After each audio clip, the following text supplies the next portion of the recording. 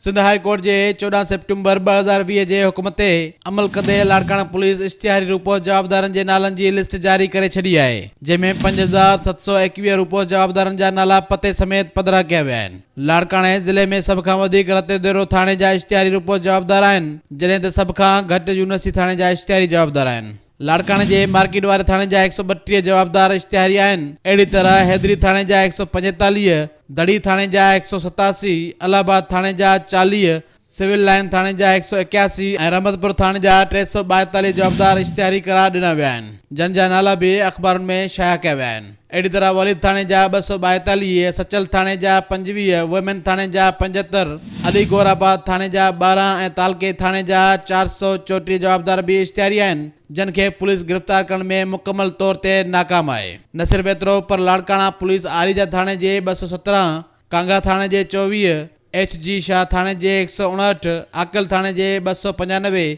शहीद इलाही बख्श सियाल थाणे जे 11, माहूटा थाणे जे 163 जवाबदारनि खे बि सोगो न करे सघी आहे। नओं देरो थाणे जा 312, गढ़ी खुदा बख्श थाणे जा 22, केटी मुमताज थाणे जा 178, डोकरी थाणे जा 46, बाडर थाणे जा 140, एयरपोर्ट थाणे जा 9, फतेहपुर थाणे जा 23, वीहड़ थाणे जा 83 ऐं धामरा थाणे जा 266 जवाबदार बि पुलिस खे हथ न आया।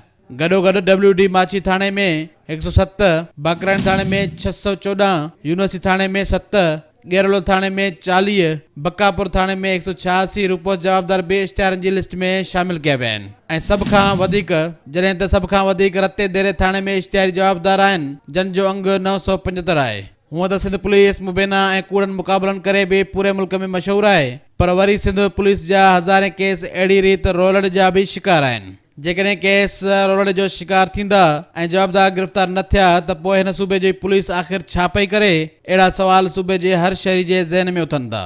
ॾिसणो इहो आहे त छा IG सिंध मुश्ताक उमर रूपोश ऐं इश्तिहारी जवाबदारनि जी गिरफ़्तारी लाइ तारुक में ईंदो, या मामिलो सिर्फ़ इश्तिहार शाया करे अदालतुनि में जमा करण ताईं ख़तमु थींदो? Abdullah Solanki, snip news, Karachi.